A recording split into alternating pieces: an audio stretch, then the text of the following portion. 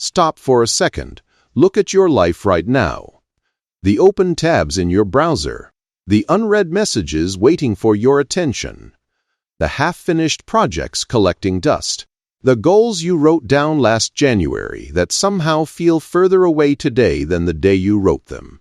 If something inside you just whispered, "Yes, that is me," you are not broken. You are not lazy. You are not behind. You are just buried. Buried under something nobody warned you about.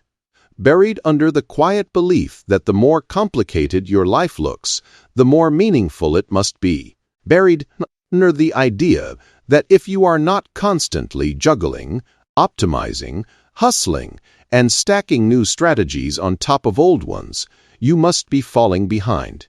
And here is the painful part. The thing you think is helping you, that endless layering of effort, planning, and ambition, is the very thing keeping you stuck. We have been sold a strange lie in the modern era. The lie says that depth equals difficulty, that sophistication equals complexity, that the smartest person in the room is the one with the most elaborate plan, the most tools, the most spreadsheets, the most categories in their to-do app. But when you actually watch the people whose lives quietly thrive, the ones who build wealth without burning out, who write books that outlast trends, who raise children who actually like them, who wake up calm and go to bed proud, you notice something different. Their lives look almost suspiciously simple, not boring, not empty, simple. There is a difference. And that difference is the secret we are going to unpack together in this book. This is not another productivity manual. This is not a list of life hacks or morning routines copied from someone you will never meet. This is a conversation between you and someone who genuinely wants you to stop fighting yourself. Because that is what complexity really is. When you strip it down, it is a quiet war with yourself, dressed up in the costume of ambition. And nobody told you that you could just put the costume down. In the chapters ahead, we are going to look at why your brain craves complexity, even when it hurts you. We are going to look at how to make fewer decisions and somehow end up with better outcomes. We are going to look at how friction, that invisible drag you feel every morning when you try to start something important, can be dismantled piece by piece until momentum becomes your default state.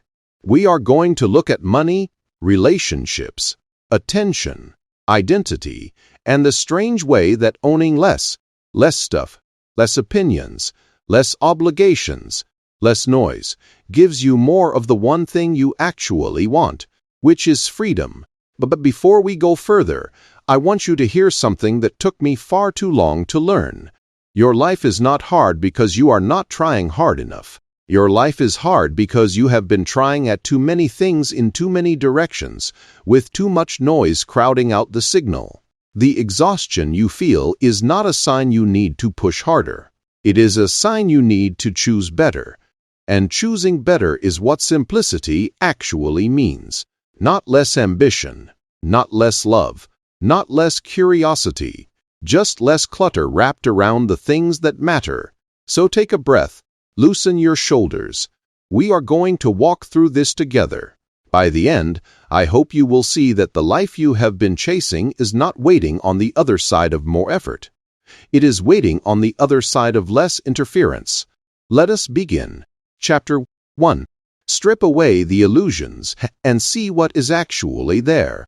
Here is something nobody tells you when you are trying to fix your life. Most of the problems you spend your energy fighting are not the real problems. They are shadows. They are stories. They are versions of reality your mind built when you were not paying attention. And now you are battling those versions instead of the truth. Think about it this way. Imagine waking up in a room you have never seen before and someone hands you a map.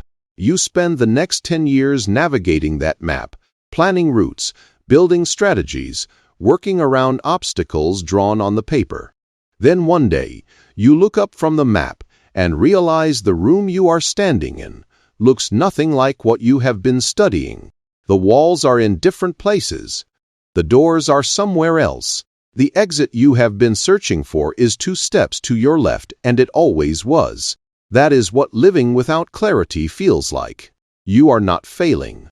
You are just navigating a fictional version of your life.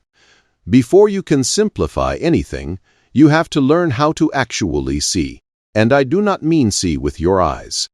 See without the filters your fears placed over them, without the decorations your ego painted on them, and without the marketing the world keeps whispering into your ears about what your life is supposed to look like by now. Most of what feels heavy in your life is not reality itself. It is your interpretation of reality, and interpretation can be rewritten the moment you are brave enough to look at things as they are. Let me ask you something gentle. Think back to the last big problem you wrestled with. Maybe it was a relationship that felt impossible. Maybe it was a decision at work that kept you up at night. Maybe it was a financial situation that seemed to have no way out. Now ask yourself honestly, how much of that problem was the actual situation, and how much was the story your mind built around the situation? How much was the wall?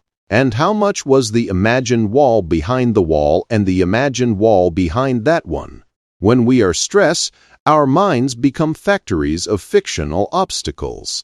We multiply the difficulty before we ever attempt the task, and then we wonder why we feel paralyzed. Clarity is not something you summon by trying harder. It is something you arrive at by slowing down. There is a quiet practice I want to share with you. One that costs nothing and changes everything. When something feels overwhelming, stop and ask yourself 4 questions. What is actually happening here in the simplest possible terms? What is the real problem I am trying to solve? Not the surface one. What would this look like if it were genuinely simple? And what would I do right now if I were not afraid of looking unprepared or foolish? These questions seem almost childish at first. That is exactly why they work. Adulthood teaches us to dress every question in sophistication, to add nuance, to consider every angle, to weigh every possibility. But sometimes the smartest move you can make is to ask the most basic question and refuse to leave the room until you have an honest answer. Honest answers are the foundation of every simple life. Without them, you are just decorating the confusion. There is an illusion most of us carry that I want to name out loud. It is the illusion that more equals better. More information will make this decision easier. More tools will make this project succeed. More research will make this risk feel safer. More options will make this choice clearer. But here is what nobody warns you about. Beyond a certain point, more becomes worse. More information becomes confusion. More tools become distractions. More research becomes procrastination. Wearing a lab coat. More options become paralysis. The next time you catch yourself reaching for more, ask whether you actually need more, or whether you are just nervous about deciding with what you already have. Then there is the illusion of prestige. This one is sneaky because it pretends to be wisdom. Prestige whispers that simple things must be shallow, that if your plan can be explained in 2 sentences, it must not be serious enough, that if your business model fits on a napkin, it cannot possibly compete with the elaborate decks and dashboards of your industry. But look at the people who have actually built lasting things. A baker who has been making the same bread for 40 years and has a line outside her shop every morning. A writer who follows the same daily ritual that fits on an index card. An investor whose strategy is so plain it could be summarized at a dinner table. They did not strip away because they could not think of more. They stripped away because they understood that depth and complexity are not the same thing.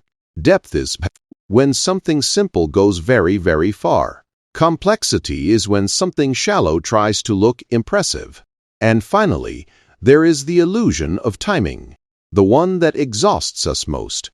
We believe everything must happen now, all at once in some grand simultaneous explosion of progress. Career, health, relationships, wealth, creativity, travel, family, all blooming at the same moment. Complexity loves this lie because urgency keeps you too rushed to question anything. When you slow down enough to ask, what if I do not need to do all of this at once? What if it is okay to do one thing well right now and another thing well later? The entire weight of your life starts to shift. You begin to notice that the rush was self-imposed. You begin to feel space inside your own life again. And that space is where clarity lives. Clarity does not make the hard things easy. Let me be honest with you about that. What clarity does, something even better. It makes hard things workable. It turns a fog of anxiety into a sequence of small doable steps. It turns I do not know where to start into I will start here. It turns everything is broken into this one thing is broken, and I can fix it tomorrow. That is not magic. That is just sight. And sight is the first gift you give yourself when you decide to live a simpler life. So before you reach for another tool, another app, another framework, another guru's 7-step system, try this instead. Sit somewhere quiet. Look at one part of your life that feels heavy. Strip away the fear narrating it. Strip away the ego dressing it up. Strip away the social media version of how it is supposed to look and see what is actually there. You might be surprised. Most of what felt impossible was just unexamined. Once you look at it clearly, it becomes one of two things: either something you can handle or something you can release. Both are gifts. Both are freedom. Chapter 2. Stop confusing complexity with progress. We live in a strange moment in history. Being busy has become a personality trait. Walk into any coffee shop, scroll through any feed, sit at any dinner table, and you will hear the same melody. I am so swamped. I have not slept. My calendar is insane. I am running on fumes. There is something in our culture right now that treats exhaustion like a trophy, as if the more depleted you appear, the more important your life must be. And while this performance might earn you sympathy at parties, it slowly poisons something essential inside you. It teaches you to confuse motion with movement, activity with achievement, complexity with progress. I want to draw a clear line between two words that often get mistaken for each other. Activity is what you do. Progress is what changes because of what you do. They sound similar, but they live in completely different worlds. Activity can fill an entire day, an entire month, an entire career without producing a single meaningful result. Progress, on the other hand, leaves evidence. Something exists at the end of it that did not exist before. A finished page, a shipped product, a repaired relationship, a skill that operates inside your hands, now that was not there a year ago. Progress does not whisper. It leaves footprints. Complexity is allergic to footprints.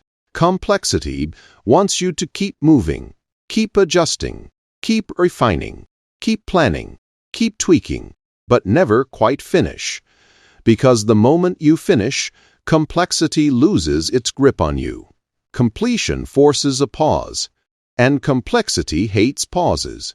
So, it keeps adding tasks to your list, keeps suggesting one more revision, keeps proposing one more meeting, keeps inviting one more variable into the equation, and before you know it, your week has been stolen by motion that produced almost nothing real. I want you to do something with me right now. Gently, think about the last week of your life. Do not judge it. Just look at it. How many hours did you spend on activities that felt productive at the moment, but left no trace afterward?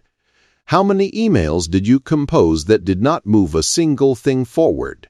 How many meetings did you attend that could have been a 2-sentence message? How many times did you reorganize, replan, or research instead of doing?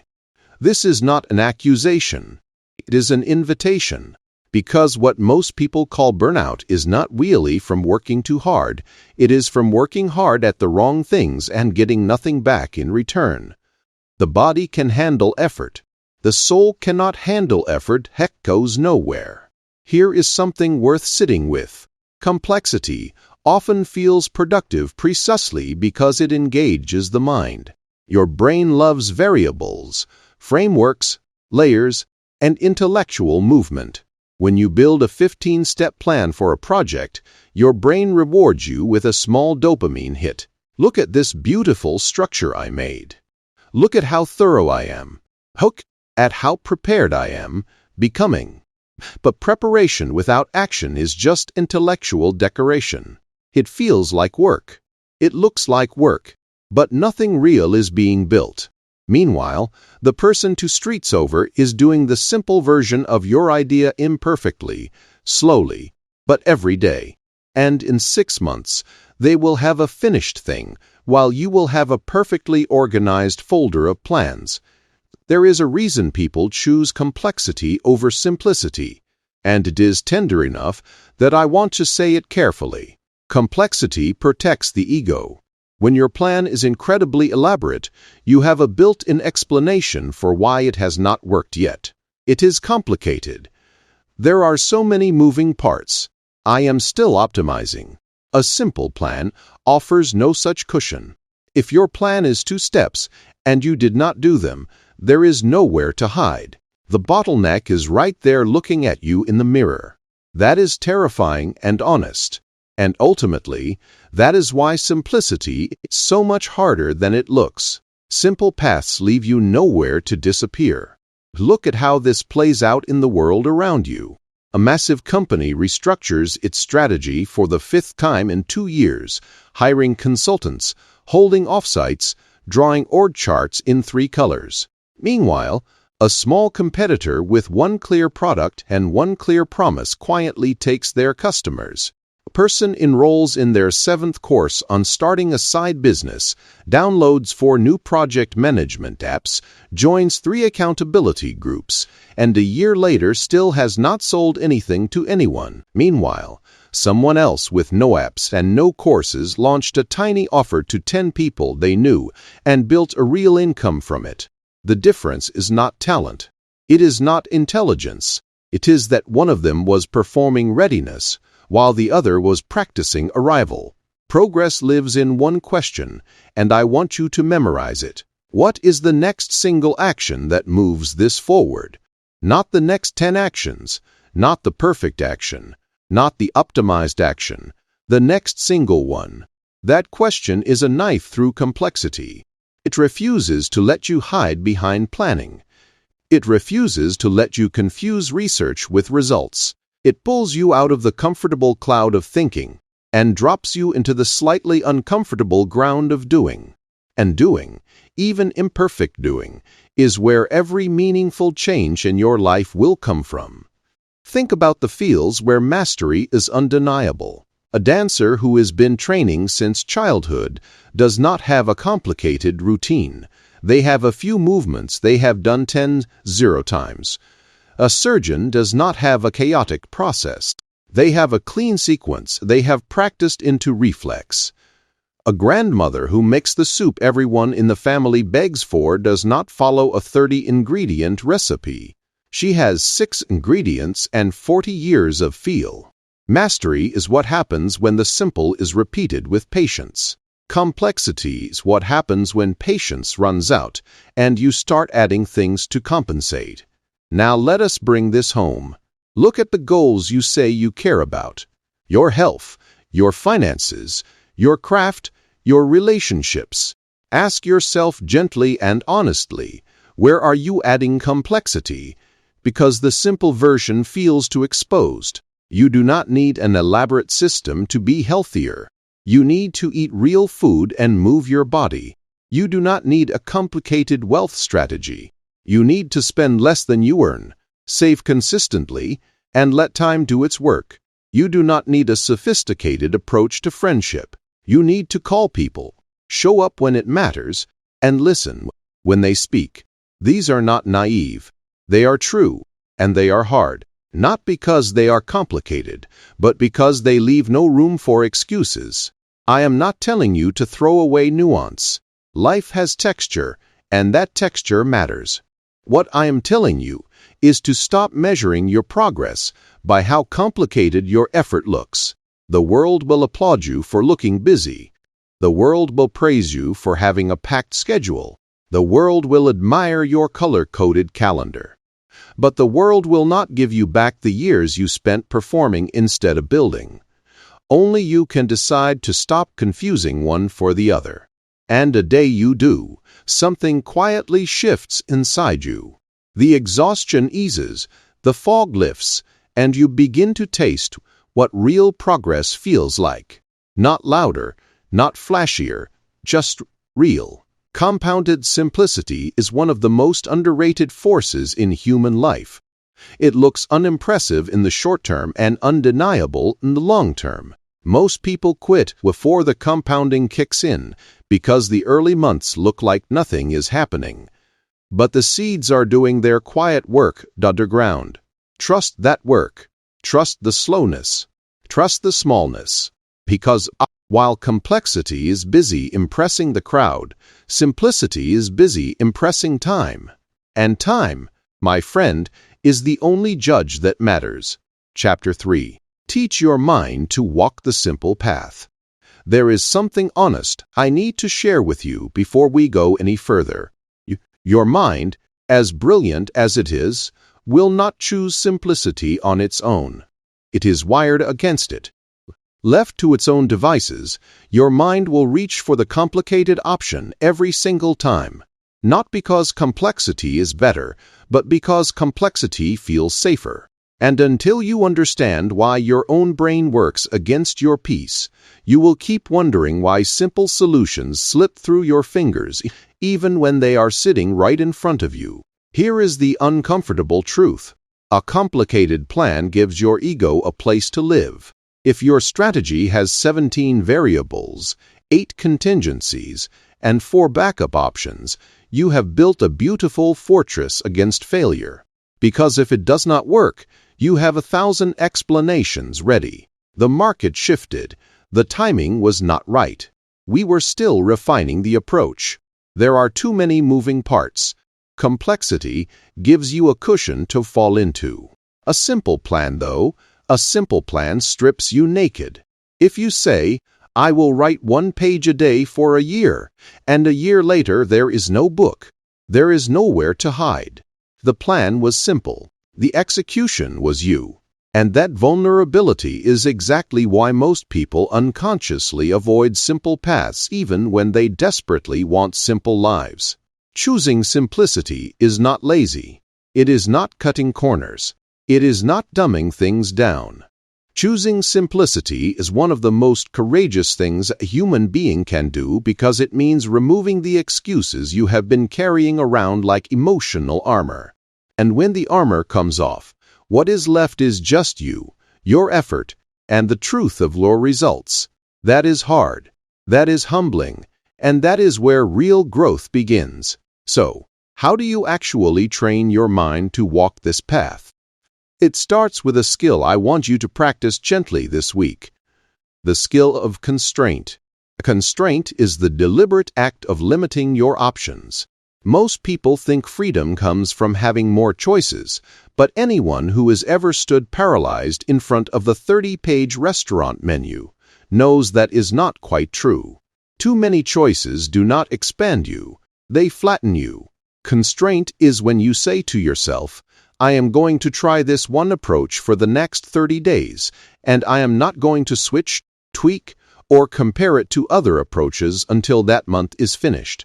That kind of voluntary limitation feels claustrophobic at first. Then somewhere around day 10, it starts to feel like relief because for the first time in a long time, you are moving instead of evaluating. The next skill is reduction. Reduction is the quiet courage to look at your project, your day, your life, and ask, what can I remove without losing what matters? The chef who finally takes one ingredient out of the recipe and discovers the dish was always better without it. the musician who plays the simpler arrangement and watches the audience lean in deeper, the entrepreneur who cuts 3 product features and watches sales climb. Reduction is not an act of poverty. It is an act of precision. And precision, like clarity, is one of those words that sounds clinical until you experience it. Then it feels like coming home. There is another skill that does not get talked about enough, and that is sequencing. Sequencing is recognizing that life is not a parallel processor. You cannot do everything at once. The dream of simultaneous progress in every direction is one of the most exhausting lies the modern world sells you. Sequencing is the art of choosing what comes first, what comes second, what comes later, and what can wait. When everything is happening at once, nothing is actually happening because attention cannot split itself without diluting itself. But when you sequence your life, when you say, "This year I am focused on my health, and next year I will layer in the business expansion," something beautiful happens. Things actually get finished, and finished things compound in ways that simultaneous attempts never do. Then there is subtraction, which might be the hardest skill of all. Subtraction is releasing the parts of your life that no longer fit who you are becoming. Old commitments, old hobbies that do not bring you joy anymore, old friendships that drain more than they give, old goals you set when you were a different person with different values. Most of us walk around carrying a backpack full of decisions we made years ago, and we never stop to ask whether those decisions still serve us. Subtraction is the gentle act of unpacking that backpack item by item and choosing what to keep and what to release. It is not betrayal. It is not abandonment. It is honesty about who you are now versus who you used to be. And honesty is always lighter than pretending. I want to talk about perfectionism for a moment, because perfectionism is complexity in a tailored suit. It looks responsible. It sounds noble. It convinces you that you are not procrastinating. You are just being thorough. But perfectionism is not a commitment to quality. It is a commitment to fear. It is the fear of being seen as inadequate, dressed up as the desire to be excellent. And it is one of the most expensive habits a person can carry because it does not just slow you down. It stops you entirely. The article never gets published. The business never launches. The book never gets written. The conversation never happens. Perfectionism kills more dreams than failure ever did. Simplicity, on the other hand, worships momentum. It says, done is better than perfect. Imperfect motion beats perfect stillness. Get it out, then refine it. That mindset will change your life if you let it. Here is the part I want you to feel deeply. Choosing simplicity also means choosing responsibility. Once your path is simple, the bottleneck stops being external and becomes internal. You cannot blame the system anymore. You cannot blame the timing. You cannot blame the tools. You cannot blame the people around you.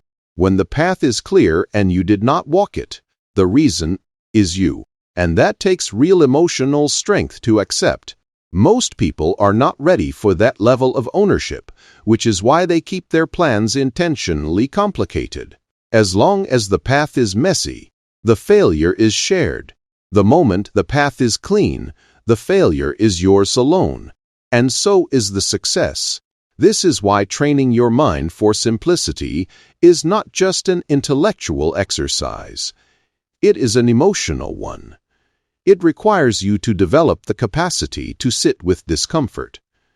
The discomfort of seeing yourself clearly, the discomfort of having no one to blame, the discomfort of recognizing where you have been hiding. But here is the gift on the other side of that discomfort. Decision-making becomes effortless. Action becomes natural. The fog you have been wading through for years starts to lift, and you realize you can finally see where you are going, not because the world got simpler, but because you stopped agreeing to make it harder than it needed to be. So start small. You do not have to overhaul your life this week. You do not have to throw out half your possessions or quit your job or rewrite your identity. Pick one decision today and make it simple. Pick one task and strip it down to its essential form. Pick one goal that has been swirling in vague ambition and turn it into a single concrete action you can take this afternoon. Then notice what happens. Notice how your nervous system relaxes when there is only one thing in front of you instead of 17. Notice how your energy returns when you are not constantly negotiating with yourself. Notice how confidence builds when small, simple things actually get finished. That is the path. That is how you train this. One simplified moment at a time, until simplicity stops being a strategy and becomes who you are. The world is loud, complexity is louder, but simplicity, when you finally let it in, speaks with a quiet voice that you will come to trust more than any other. It will guide you when the noise is deafening. It will steady you when everything feels urgent. It will remind you every time you forget that the real path forward was always closer than you thought. Chapter 4.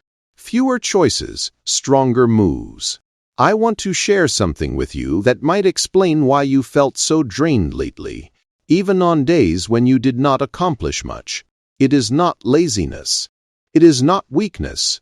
It is not a character flaw. It is a hidden tax you have been paying without realizing it. The tax of decision-making. Every single day, your mind makes thousands of micro-decisions. What to wear, what to eat, which message to answer first, whether to take that call, what to put on the grocery list, whether to start the laundry now or later, which song to play, which route to drive, which task to do first when you sit down at your desk. Most of these choices feel weightless individually, like dropping a single grain of sand into a glass. But after a few thousand grains, the glass starts to fill. By the end of the day, that glass is heavy. By the end of the week, you are exhausted, and you cannot even point to a single dramatic event that drained you because the drain did not come from one big thing. It came from 1,000 small ones. This is what researchers call decision fatigue. But I prefer to think of it more honestly. It is the slow leak of your mental energy into trivial choices that do not deserve your power. And the cruelest part is that by the time you sit down to make the choices that actually matter, the ones that could change your career, your health, your relationships, you are already running on fumes. You have spent your best clarity on whether to have eggs or toast for breakfast. So, when the moment comes to make a decision that could shape your future, you choose the path of least resistance because there is nothing left in the tank. Simplicity does not ask you to make better decisions. Simplicity asks you to make fewer decisions so that the ones you do make can be made with full power. There is a difference, and that difference is everything. Here is the shift I want to walk you through. Most people live in a state of constant reactive choosing. Something happens, they respond. A notification arrives, they decide whether to check it. A request comes in, they evaluate it. An option appears, they weigh it. This kind of life feels active, but it is actually deeply passive. You are not designing your day. Your day is designing you. The alternative, the simpler alternative, is to convert as many of your reactive choices as possible into proactive defaults. Defaults are predetermined decisions you do not have to remake every time. You decided once, and now the decision lives in the structure of your life instead of in your head. Think about it like this. If you have ever watched someone who is deeply healthy, you have probably noticed they do not agonize over food choices the way most people do. They have defaults. They eat similar things most days. They know what works for their body. They have removed the daily negotiation. Same with people who train consistently.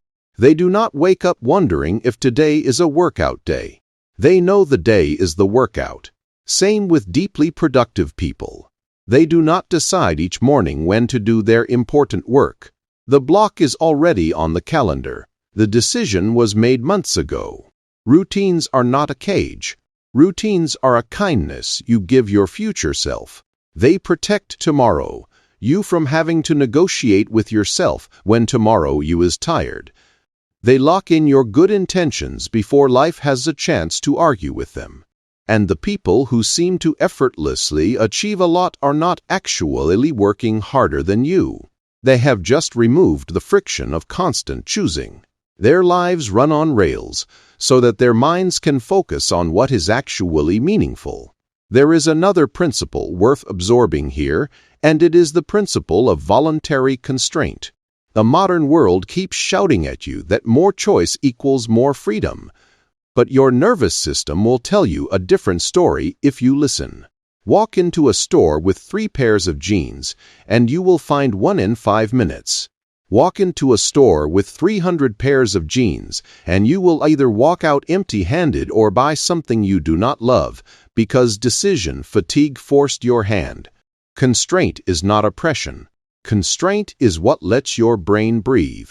When you decide in advance what you will not consider, what you will not pursue, what you will not buy, what you will not agree to, you create enormous space for the things that actually matter. I want to introduce you to a quiet skill that will change how your week unfolds, and it is called batching. Batching is the practice of grouping similar tasks together instead of scattering them throughout the day. Most people answer messages constantly, take calls whenever they ring, do errands as they come up, and bounce between dozens of contexts every single day. Each switch costs you. There is a real cognitive price every time your mind has to load a new context. And over a day, that price adds up to hours of lost clarity. A batching pays that tax all at once, instead of paying it 100 times. You answer messages in 2 windows a day, not all day.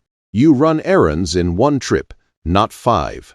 You take calls in a designated block, not whenever the phone decides to ring. The result is a strange kind of spaciousness in your day, a feeling that you actually have time again, even though no time has been added.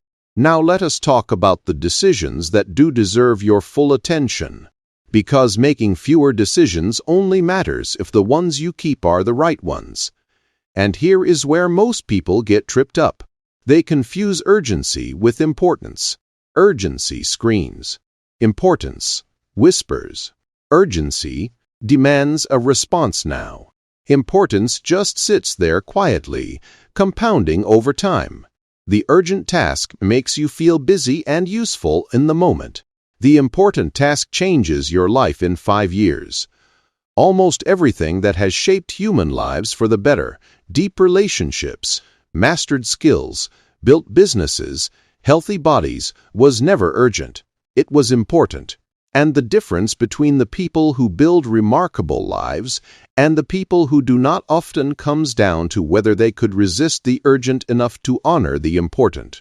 Ask yourself this: what in your life is genuinely important, but never feels urgent? Probably the very things you have been postponing for years.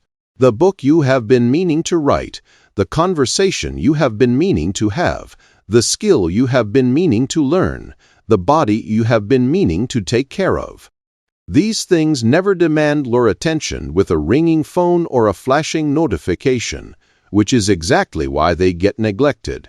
Simplicity reorganizes your priorities so that the quiet, important things get protected from the loud, urgent things.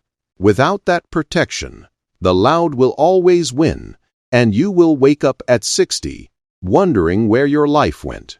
When you reduce the number of priorities you carry, something remarkable happens. Your progress does not slow down, it accelerates. People assume that having more priorities means accomplishing more. But the opposite is true. Energy is like sunlight spread across a wide area. It gently warms the room. Focused through a lens, it can burn through metal. Most people are warming rooms with their attention. Few people are burning through metal. The difference is not talent, it is concentration. So, here is the practice. Throughout your day, gently ask yourself these questions. Does this really need a decision from me right now, or can it become a default? Is this noise that is pretending to be a priority? Am I genuinely making progress, or am I gathering more information to avoid choosing? And the most powerful question of all, if I could only do one thing right now, what would actually move my life forward? That question, asked sincerely, will dissolve more confusion in your life than any productivity system ever invented. Fewer decisions do not mean smaller life. They mean a bigger one, because the decisions you keep get the full weight of your clarity behind them. And clarity, my friend, is the rarest and most valuable resource you possess. Do not spend it on what to wear. Save it for what matters. Chapter 5. Honor the vital few. Release the trivial many. I want to tell you something that took me a long time to understand, and it might be one of the most important truths in this entire book. The results that shape a life, the ones that show up in your health, your relationships, your finances, your sense of purpose, are almost never produced by a long list of activities. They are produced by a small number of actions done with quiet consistency over a long period of time. A tiny fraction of what you do creates the overwhelming majority of what you become. And once you see this clearly, you start to notice how much of your daily energy is being spent on things that do not really matter, while the things that actually matter keep getting postponed. I am not saying this to shame you. I am saying it because I have been there too, and so has almost everyone who has ever tried to build a meaningful life. We get caught up in the trivial many because the trivial many are loud, urgent, and emotionally satisfying. They demand quick responses. They give us little hits of accomplishment. They make us feel productive without requiring us to confront the work that actually matters. The trivial many are like fast food for the soul. They fill you up temporarily, but they do not nourish you. And after a year of eating that way, you wonder why you feel empty even though you have been so busy. The vital few are different. They are quieter. They do not beg for your attention. They sit there patiently waiting to be chosen. They do not promise quick results. They do not reward you with instant gratification. They ask for something that the modern world has nearly forgotten how to give: patience. The vital few compound slowly. You can spend 3 months on them and barely see anything change. Then one day, somewhere around month 9 or month 12, the results start to arrive, and they arrive in a way that nothing else in your life can match. That is the deal the vital few make with you. Trust me for a while and I will change your life. So the question becomes, how do you actually identify the vital few in your own life? Because they are rarely obvious. The trivial many disguise themselves as the vital few all the time. The urgent email feels important. The minor crisis at work feels important. The social obligation feels important. But importance, real importance, is measured by a different ruler. Ask yourself these questions when you are trying to separate them. If I did this consistently for the next decade, would my life be genuinely better? If I stopped doing this tomorrow, would anything truly meaningfully change? Does this create something that will keep paying me back? Or does it just keep me running in place? Is this action building a foundation? Or is it patching a wall that is going to keep cracking? The vital few always pass these tests. They build foundations. They create leverage. They produce results that outlast the effort that created them. The trivial many, no matter how loud they are, consume your energy and leave nothing behind. Let me give you some honest examples from real life. In the realm of health, the vital few are deceptively simple. Eat real food. Move your body regularly. Sleep deeply. Drink water. Manage your stress. That is it. Everything else, the new supplement, the trending diet, the complicated workout split you saw on a video, the wellness app that buzzes you 14 times a day. Those are the trivial many. They might add small improvements, but they are not the foundation.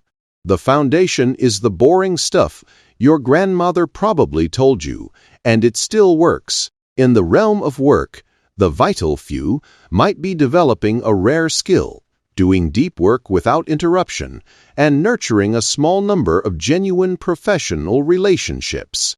The trivial many are the endless meetings, the constant networking events you do not really want to attend, the productivity apps you keep switching between, the emails you respond to within 30 seconds because you are afraid of looking unresponsive. The trivial many make you feel professional. The vital few actually build a career. In the realm of finances, the vital few are spending less than you earn, investing what you save consistently, and avoiding debt that does not produce value. The trivial many are the endless searches for the perfect investment, the obsession with timing the market, the comparison of your portfolio to other people's portfolios, the chase for the next hot tip. Notice the pattern. The vital few are simple. The trivial many are exciting. And exciting almost always loses to simple over a long enough time frame. In the realm of relationships, the vital few are showing up consistently, listening with full presence, expressing appreciation, and being honest when honesty is hard. The trivial many are the perfect gifts, the elaborate gestures, the public displays, the careful management of how the relationship appears to others. People feel loved by the vital few. They are impressed momentarily by the trivial many, but impression is not love. Love is shown over thousands of small, simple moments. Now, I want to gently confront something that gets in the way of choosing the vital few, and that is the discomfort of saying no. You cannot protect what is vital in your life if you are addicted to agreeing with everything that comes your way. Every yes you give to something trivial is a no to something vital. You cannot say yes to everyone and everything and somehow still have the energy left for what actually matters. The math does not work. Boundaries are not selfish. Boundaries are how vital things stay vital. Without boundaries, your priorities will always be invaded by other people's urgencies, and you will spend your life serving everyone except the parts of yourself that needed you most. I know this is hard. I know saying no feels like disappointing people. I know there is a part of you that wants to be seen as helpful, available, generous, and you can be all of those things. But you can also recognize that being everything to everyone means being nothing to the things that matter most, including yourself. The people who build remarkable lives are not the people who said yes to everything. They are the people who said yes to a few things and protected those things with quiet fierceness. There is another trap worth naming, and it is the trap of social validation. The trivial many often get rewarded socially. People notice when you are busy. They notice when you respond quickly. They notice when you are at every event. They notice when you are juggling 100 things at once. They do not notice when you spend 2 hours alone, working on your craft. They do not notice when you take a quiet walk to think. They do not notice when you read instead of scrolling. The vital few often happen in invisible places. And because they are invisible, they do not get the applause that the trivial many get. So we drift toward the visible work, the appreciated work, the noticed work, while the quiet work that would actually change our lives sits untouched. Here is the gentle revolution I want to invite you into. Stop measuring your life by what people see. Start measuring it by what compounds. The trivial many will always be visible. The vital few will almost always be quiet. And the quiet things, when given enough time, will build a life so good that you will not need anyone's validation to know it. You do not have to overhaul everything tonight. Start with one shift. Look at your week and identify one thing in the trivial many that has been stealing your energy. Just one. Let it go. Then identify one vital few action that you have been postponing because it does not feel urgent. Just one. Commit to it. Do it tomorrow. Then again the next day. Then again. Do not worry about the rest of your life right now. Just protect that one vital thing and watch what happens over the next 90 days. I promise you, the trade you will have made, releasing one trivial thing to honor one vital thing, will return to you many times over. The vital few always do. The world will always offer you more trivial things to do than you have hours to do them. You have to be the one who chooses. Choose the vital. Release the trivial. Trust the compounding. And let the quiet things in your life do their slow, patient, life-changing work. Chapter 6. Turn your dreams into targets you can actually hit. Let me tell you why most goals quietly die. It is not because the people who set them lacked desire. It is not because they did not want it badly enough. It is not because they were not disciplined or smart or capable. Goals die for a much simpler reason. They were never specific enough for the mind to actually pursue them. And a mind that does not know exactly what it is chasing will eventually stop chasing altogether. Think about how you have probably set goals in the past. I want to get healthier this year. I want to make more money. I want to be more productive. I want to grow as a person. These sound beautiful when you say them out loud. They feel like ambition. They feel like intention. But notice something. None of them tell you what to do tomorrow morning. None of them tell you when you have succeeded. None of them give you a way to measure whether you are moving forward or just drifting. And so the mind faced with this beautiful but blurry wish does what minds do when they do not know where to begin. They wait. They postpone. They make plans about plans. They research instead of acting. They wait for clarity to arrive. But clarity never arrives on its own. Clarity has to be built. This is where targets become so important. A goal is a direction. A target is a destination. A goal says, I want to head north. A target says, I am going to that specific lighthouse on that specific coast, and I will know I have arrived when I can touch its door. Targets are what your mind can actually grab onto and pursue. Without them, even the most ambitious dreams just float in the air untouched, until you eventually forget you ever set them. I want you to feel the difference. Imagine you woke up tomorrow and your only mission was be healthier. Where do you start?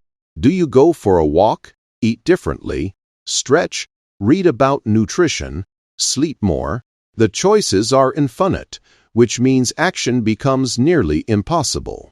Now imagine you woke up tomorrow and your target was walk for 30 minutes after lunch and replace my afternoon snack with a piece of fruit. Suddenly the entire day has shape. You know what you are doing at 1:30 a.m. You know what you are not eating at 3. Decision-making collapses into action because the path is visible. That is the magic of turning a goal into a target. You convert ambition into traction. This is not about being rigid. It is not about turning your life into a spreadsheet. It is about giving your mind something real to chase, because the mind cannot chase smoke. It can only chase shapes. So let us walk through the practice of building targets gently and step by step. The first question to ask any vague goal is this: what does success actually look like in concrete terms? Not in feelings, not in adjectives, in numbers, behaviors, finished things, or measurable outcomes. If your goal is get in shape, your target might become do strength training 3 times a week for 6 months and lose 10 kilograms by autumn. If your goal is make more money, your target might become add an extra $2,000 a month within 90 days by acquiring 4 new clients for my freelance work. Notice how specific these become. Notice how you immediately know what to do next when the target is this clear. Specificity is not a constraint. Specificity is a gift you give your future self. Once you have a target, the next move is something called chunking. Chunking is what you do when a target feels too big to swallow whole. Big targets are intimidating. They look like mountains, and mountains paralyze the mind. But every mountain is just a series of steps, and chunking is the practice of breaking the mountain into steps your brain can actually take. If your target for the year is to add $24,000 to your income, the monthly chunk is $2,000, the weekly chunk is roughly $500. The daily chunk might be something like one outreach conversation, one proposal sent, or 1 hour spent improving your skill. Suddenly, the giant target has become a daily action, and daily actions are something the mind can actually do. After chunking comes sequencing, which is one of those quiet skills that separates people who finish things from people who keep starting them. Sequencing is the art of doing things in the right order. Many people fail at their targets not because they took the wrong actions, but because they took the right actions in the wrong sequence. They try to scale before they stabilized. They tried to optimize before they had something working. They tried to add the fancy details before the foundation was solid. If you are trying to build a fitness habit, the sequence matters. Do not start by buying a complicated training program. Start by walking every day. Then add basic strength work. Then refine. If you are trying to start a business, do not start by designing a logo and registering a complicated company. Start by finding out if anyone actually wants what you are offering. Sequence creates calm. Sequence creates progress. Without it, you will be doing a lot of things, but none of them will be in the right order to actually build momentum. There is something I want to name out loud because it traps so many wonderful, ambitious people, and that is the trap of preparation. Preparation feels productive. Preparation feels responsible. Preparation feels mature. But preparation, when it goes on too long, is just procrastination, wearing a respectable outfit. There is a moment in every project where you have enough information, enough tools, enough clarity, and the only thing left is to begin. That moment usually arrives long before we let ourselves act on it. We keep researching, planning, gathering, refining because preparation feels safer than the vulnerability of starting. But starting is the only thing that turns a target into a result. Preparation never finished anyone's book. Preparation never built anyone's business. Preparation never changed anyone's body. Doing did all of that. So at some point, gently but firmly, you have to close the planning notebook and open the doing notebook. One of the most powerful gifts a clear target gives you is accountability. Vague goals are slippery.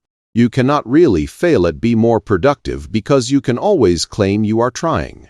But concrete targets leave no room to negotiate with yourself. If your target is to write 300 words a day, you either did or you did not. If your target is to call 10 potential clients this week, you either did or you did not. That kind of clarity feels uncomfortable at first because it removes the soft escape hatches we have been using to avoid measuring ourselves. But discomfort is where growth lives, and measurement is not your enemy. Measurement is just a mirror. It tells you the truth about where you actually are so you can decide where you actually want to go. Another piece of this is freeing your targets from your emotions. This might be one of the most important shifts you can make. If your progress depends on whether you feel motivated, inspired, or energetic, you will never sustain anything important because there will be plenty of days, more days than you would like to admit. When you do not feel any of those things, targets remove the emotional negotiation. You do not ask yourself if you feel like doing it. You just do it because it is what is on the schedule, what is on the plan, what is on the path.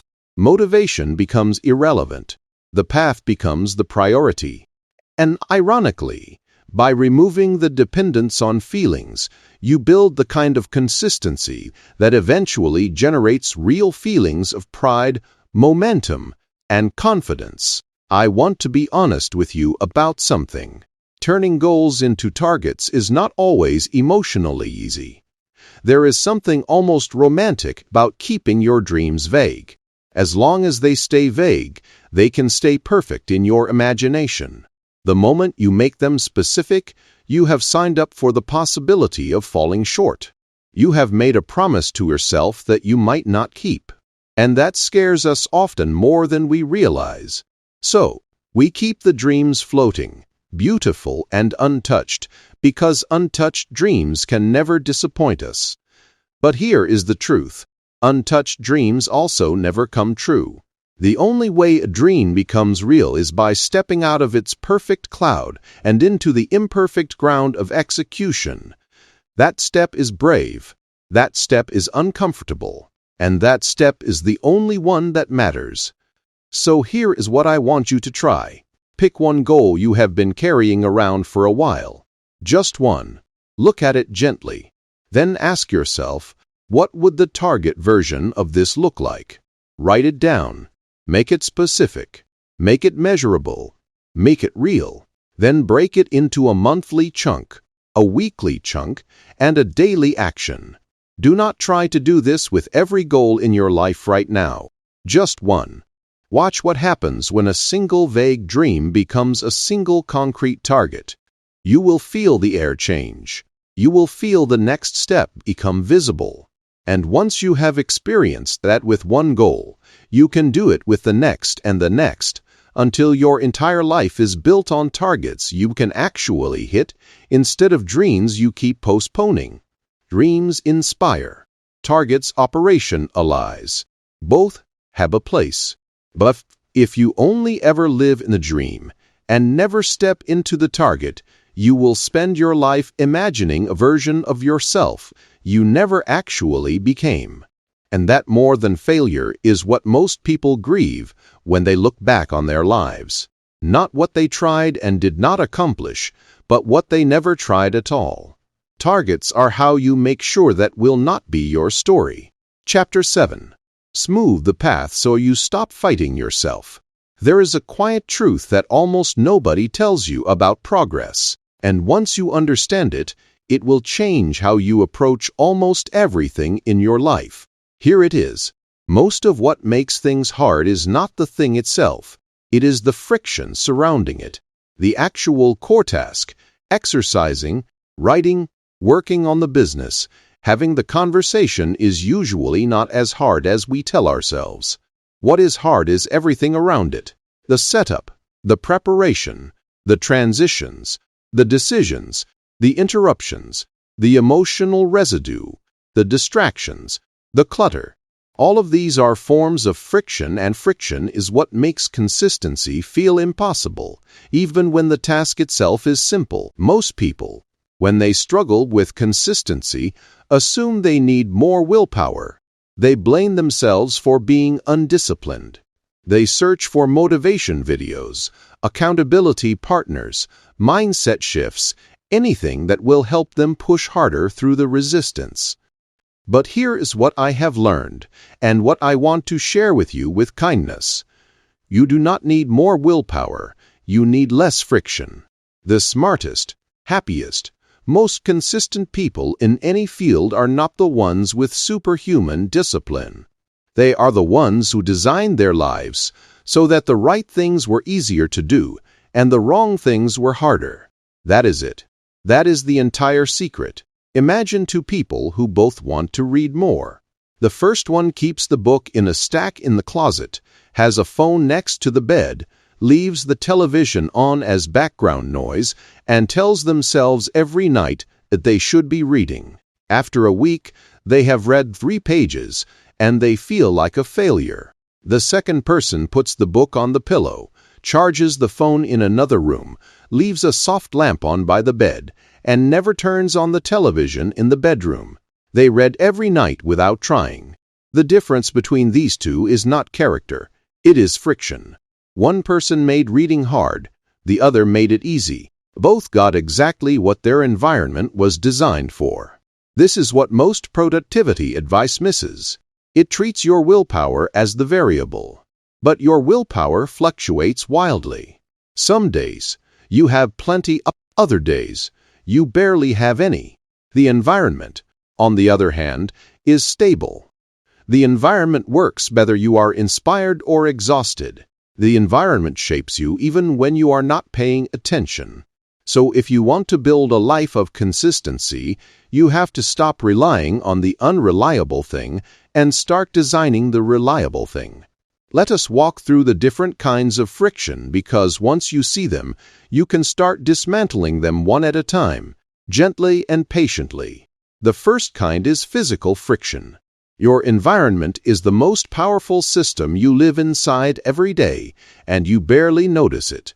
A kitchen stocked with ultra-processed snacks creates friction against eating well. You will have to fight yourself every time you walk in there. A workspace cluttered with papers, half-finished projects, and visual chaos creates friction against focused work. Your brain will keep getting distracted by all the open loops. A bedroom with screens, lights, and noise creates friction against deep sleep. You will lie there wondering why you cannot relax. The fix is not dramatic. You do not have to redesign your entire home this weekend. Just look at the spaces where you do your important things and ask, what in this environment is fighting me? Then remove one thing, just one. Then notice how much easier the right behavior becomes. The second kind is digital friction. This is the modern poison that almost nobody designs around carefully enough. Every notification on your phone is a small invitation for your attention to leave whatever you are doing. Every open tab on your computer is a small invitation for your mind to wander. Every social platform you scroll through casually is rewriting how your brain handles focus. You do not need to throw your phone in the river. You just need to put thoughtful guardrails around it. Turn off notifications that do not actually serve you. Move social apps off your home screen. Create a dedicated workspace on your computer that does not have entertainment tabs constantly open. Designate certain hours of the day as digital-free. Small shifts, massive returns, because every minute your attention does not get hijacked is a minute that can be invested in something real. The third kind is time friction. This is when your schedule itself is fighting you. If your calendar is filled with random interruptions, unpredictable obligations, and no protected windows for deep work, your priorities will always lose to whoever shouts loudest. Simplicity asks you to be the designer of your time, not the victim of it. This does not mean rigid scheduling. It means intentional scheduling. It means deciding when you are available and when you are not. It means protecting blocks for the work that matters. It means honoring those blocks the way you would honor a meeting with someone important, because the meeting is with the most important person in your life, which is you and the future you are trying to build. The fourth kind is procedural friction. This is when your process for doing something is just too complicated. If starting your workout requires changing clothes, packing a bag, driving 30 minutes, and dealing with parking, you will find 1,000 reasons not to go. But if you can do 20 minutes of body weight work in your living room, the friction collapses.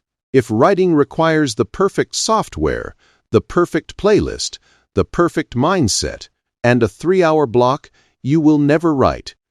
But if writing means opening a blank document and putting down one paragraph, you can do that almost anywhere, anytime. Look at your important habits and ask, how many steps does it take to begin? Then cut that number in half.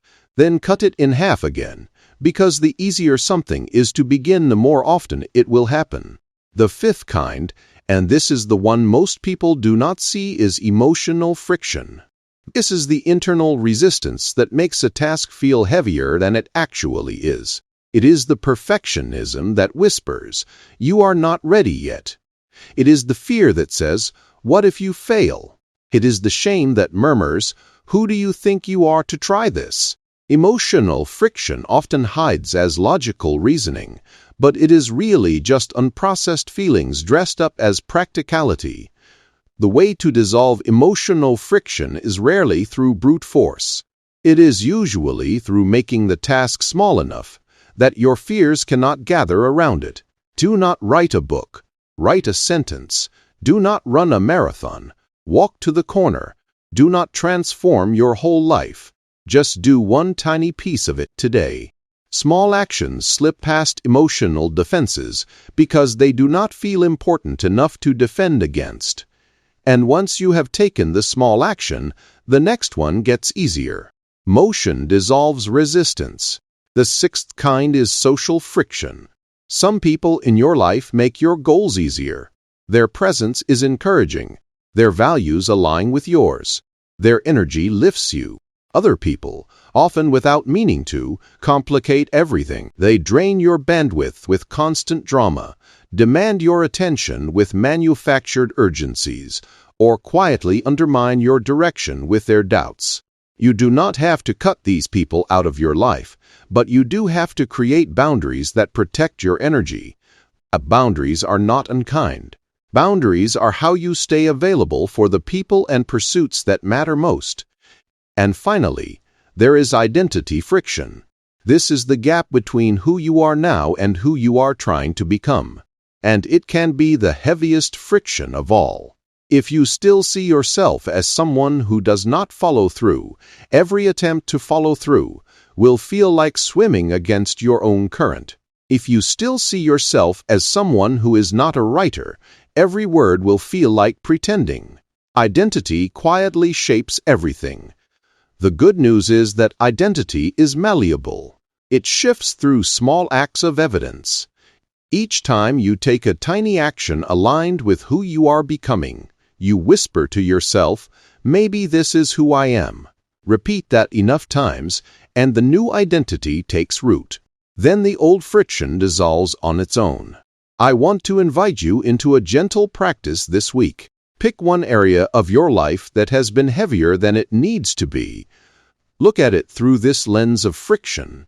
Ask yourself, what is making this harder than it has to be? Is it the environment, the schedule, the process, my own emotions, the people around me? Then remove one piece of friction, just one. Do not try to fix everything at once. Just make one thing easier. Then watch what happens. Watch how your consistency starts to return. Watch how the willpower you thought you lacked was actually there all along, just buried under a mountain of unnecessary obstacles. You do not have to push harder, you have to design better. And once you start designing your life around your real self, the one who gets tired, the one who has mood swings, the one who is not always at their peak, you stop fighting yourself. You start working with yourself. And that partnership between you and the life you are building is one of the most beautiful things you will ever experience. Chapter 8. A lighter schedule, a heavier impact. I want to challenge something that the modern world has tried to convince you of for a long time. The idea that a packed schedule is a sign of a meaningful life. The idea that a full calendar means you are important. The idea that exhaustion is a badge of honor. The idea that if you are not constantly moving, constantly responding, constantly producing, you must be falling behind. This story has cost more people more peace than almost any other story in our era. And I want to gently invite you to consider that the opposite might actually be true. Look at the people whose work you admire most, not the loud ones, the ones whose output stands the test of time, the writers whose books still get read decades later, the artists whose work still moves people, the thinkers whose ideas still echo, the entrepreneurs who built things that lasted. If you study their lives, you will find something almost shocking. They did not live frantically.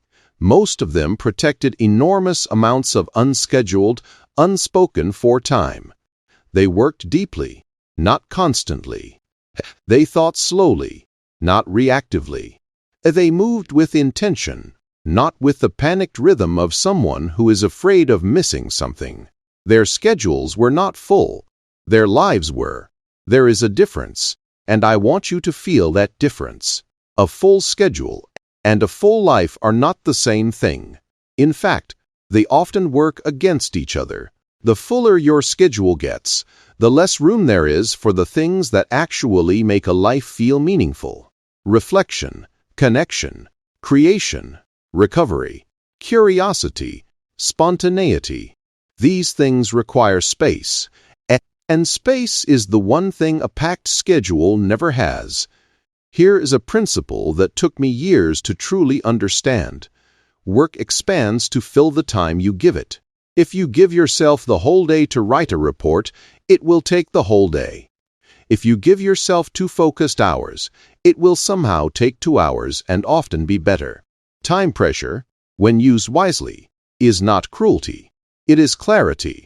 It forces the mind to drop the non-essential and focus on what matters. Conversely, abundant time can become a trap. With too much time, focus dilutes. Tasks stretch. Procrastination finds its way in through the gaps. Perfectionism takes root because there is room for endless revision. A lighter schedule with focused windows often produces more than a heavy schedule with sprawling availability. The reason most people resist a lighter schedule is emotional, not practical. A busy calendar feels like protection. It feels like proof that you matter, proof that you are contributing, proof that you are a real participant in the world. The thought of a less full calendar can feel almost threatening because it raises an uncomfortable question. If I am not busy, who am I? That question has frightened many people into staying busier than they needed to be for longer than they wanted to be, doing things that did not actually matter to them. I want to invite you to face that question gently. You are not your schedule. You are not your responsiveness. You are not the speed at which you reply to messages. The you that matters lives somewhere quieter than that. And to find that you have to be willing to leave some space in your days. So let us talk about how to lighten the load practically. The first step is identifying your non-negotiables. These are the activities that, when consistently honored, define the trajectory and quality of your life. They might include deep work on your craft, time with the people you love, movement and rest for your body, reading, reflection, creative work. Whatever they are for you, these activities should be the first things on your calendar, not the last. The mistake most people make is filling the calendar with everyone else's priorities first, and then trying to squeeze their own important work into the leftover gaps. There are no leftover gaps. By the time you get to them, you are depleted, and the important work does not get the version of you it deserves. Schedule the important things first. Let the rest of the day arrange itself around them. The second step is reducing fragmentation. A fragmented day is one where your attention is broken into 1,000 small pieces. 15 minutes here, 20 minutes there, an hour interrupted by 3 phone calls, a coffee break interrupted by a notification, a lunch interrupted by an email. Fragmentation looks productive because you are moving constantly, but it produces almost nothing of depth. The mind needs unbroken time to enter its deeper modes of thinking. 2 protected hours of focus will produce more than 10 fragmented hours of activity. Look at your day and ask, where can I create longer unbroken windows of attention? Then defend those windows like they are sacred, because for the work that actually matters, they are. The third step is reducing transitions. Every time you switch from one type of task to another, your brain pays a cognitive tax. The tax is small individually, but over a day it has up to staggering amounts of lost clarity. The way to reduce this is to group similar tasks together. Do all your email in 1 or 2 designated blocks instead of throughout the day. Do all your phone calls in a single block instead of scattered randomly. Do all your administrative work in one session instead of letting it bleed into everything else. Protect your deep work from being interrupted by surface work. The fewer transitions your day has, the more output it produces, even if you are working fewer total hours. The fourth step is the brave one, learning to say no to non-essential commitments. This is where most people's schedules quietly become heavy.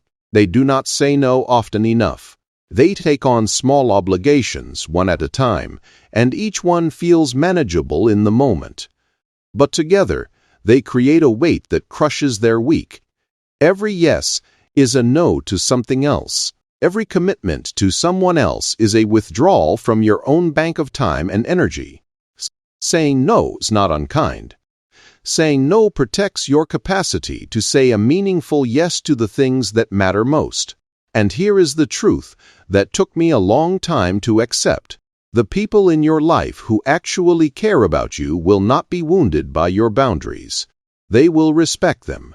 The ones who pushed back against your boundaries were often the ones treating your time as theirs to spend. Now, here is the paradox I want to leave you with. When you lighten your schedule, your output often increases, not because you are working less hard, but because you are working with more intention. Instead of being spread across 20 mediocre commitments, your energy gets focused on a few meaningful ones. Instead of touching everything lightly, you touch a few things deeply. And depth, my friend, is what creates the kind of work that lasts. Anyone can produce a lot of mediocre output. Few people can produce a small amount of remarkable output. The difference is almost always how protected their schedule was. A lighter schedule also gives you something that the modern world has almost lost respect for: recovery. Your mind, your body, your creativity, your relationships. They all need recovery. Without it, every domain of your life starts to dull. You become a manager of obligations instead of a creator of your life. You start surviving your days instead of designing them. Recovery is not laziness. Recovery is the soil where future work grows. Cut it out, and the harvest dries up. So, here is the gentle invitation. Look at your calendar for the next week. Look at it honestly. How much of what is on it would actually matter if you removed it? How many commitments did you say yes to out of guilt, fear, habit, or social pressure? How much space is there for the work that actually makes your life feel meaningful? Then make one small change. Remove one non-essential thing. Protect one window for your real work. Decline one meeting that could have been an email. Start somewhere small and watch the breathing room return, because that breathing room is not just rest. That breathing room is where your best self lives. Chapter 9. A simple money strategy that actually grows with you. I want to talk to you about money, but not in the way most people talk about money. Not with charts, not with predictions, not with promises of secret strategies that will make you wealthy overnight if you just buy the right course or follow the right guru. I want to talk to you about money the way a trusted friend would talk to you over a long, quiet conversation, honestly, gently, without the noise. Because here is what I have noticed about the world of personal finance. It has been complicated on purpose. Most of the noise that surrounds money exists because complexity sells better than clarity. A simple message like spend less than you earn and invest the difference consistently does not get clicks. A flashy message about the next hot investment, the secret tax loophole, the seven-figure strategy that gets attention. So the airwaves fill with noise. And meanwhile, the people who actually build wealth are sitting quietly in their living rooms, doing the boring, simple things that have worked for centuries. The truth about money is almost embarrassingly simple. The hard part is staying simple in a world that keeps trying to complicate you out of your own peace. Let me share something that took me far longer than it should have to learn. The first lesson of building wealth is not how to make more money. It is how to stop the leaks. If money flows out of your life faster than it flows in, no amount of additional income will fix the problem. You will just have a bigger leak and a bigger sense of frustration. A lot of people skip this step because it is not exciting. They want to talk about investing strategies and side hustles before they have ever taken an honest look at where their money is actually going. But the foundation of every solid financial life is built on this one quiet act: knowing where your money goes and choosing where you want it to go instead. This is not about extreme frugality.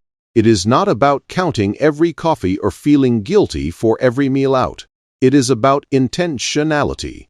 There is a difference between spending $100 on something that genuinely improves your life and spending $100 on something you barely remembered buying a week later. Both transactions look identical on a bank statement. They are not identical in your life. One of them is investment. The other is leakage. The simple act of paying attention to that difference gently and without judgment will change your financial trajectory more than any complicated strategy ever could. Once the leaks are addressed, the next step is stabilizing what comes in. Money is far easier to manage when it arrives in predictable patterns. A steady paycheck, a consistent freelance retainer, recurring revenue from a small business. When income is unpredictable, every aspect of financial planning becomes complicated. You cannot budget effectively. You cannot invest consistently. You cannot plan ahead. So, if your income is currently unstable, the first goal is not necessarily to make more. It is to make it more predictable. Stability is a quiet superpower in finance. It is not glamorous, but it is the soil that everything else grows in. Now, let us talk about the heart of wealth building, and I want you to feel this one in your bones. Wealth is built through compounding, and compounding is the most patient force in the financial universe. It does not care about hot tips. It does not care about market timing. It does not care about the news cycle. It rewards one thing and one thing only: consistent participation over long periods of time. You do not need to find the next great investment. You do not need to guess which stocks will explode.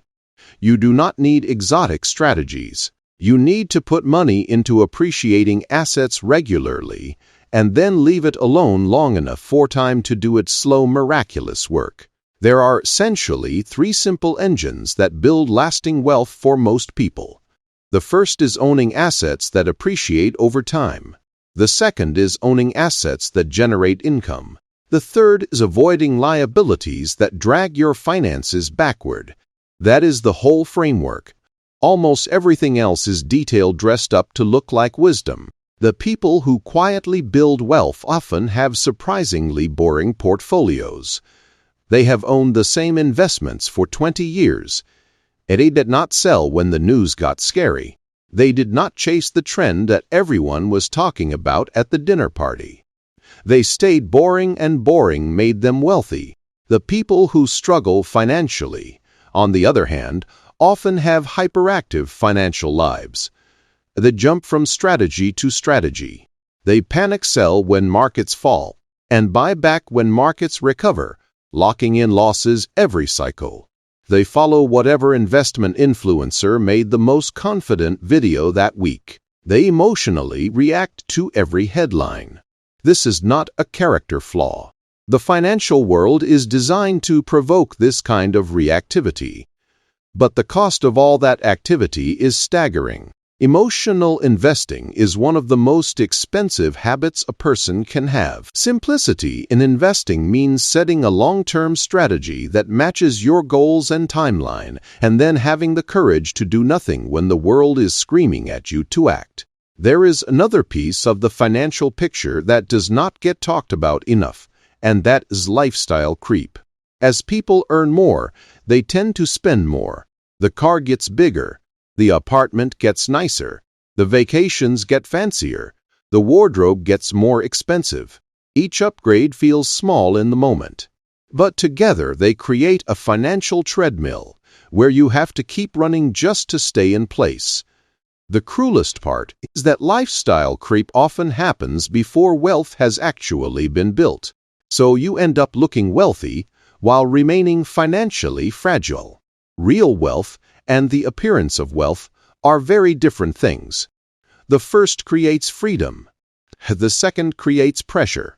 Simple living in financial terms is not about depriving yourself. It is about choosing flexibility over performance. The person who lives below their means has options. They can take a risk. They can leave a job they hate. They can invest in an opportunity. They can survive a downturn without panic. The person who stretched their lifestyle to match their income has none of those options. They are locked into their current situation because their financial bones are not strong enough to support change. Simplicity in this context is not about being cheap. It is about being free. Let me share something else that gets buried in financial advice. Earning more money is often easier than saving more money. There is a ceiling to how much you can cut from your spending. There is no ceiling to how much you can earn. So, while controlling your outflow is essential, never forget that your earning capacity is one of the most powerful financial tools you have. And here is the simple truth about earning more. It almost always comes down to building skills that are valuable to other people. The world rewards skill. It rewards expertise. It rewards the ability to solve problems that other people need solved.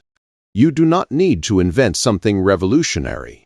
You just need to get genuinely good at something useful and let your value compound over time. The same way investments do. I want to gently warn you about one more trap that complicates many people's financial lives, and that is the trap of comparison. Money becomes dramatic and confusing the moment you start measuring your finances against other people's. Social platforms have made this trap larger and more dangerous than ever. You see what people are buying, where they are traveling, what they are driving, and you start to feel like you are falling behind. But here is something you should know. Most of what looks like wealth on social media is actually debt and performance. Real wealth is quiet. Real wealth lives in retirement accounts you cannot see. Real wealth lives in paid-off homes. Real wealth lives in the calm of someone who does not need to perform for anyone. When you stop comparing, you stop performing.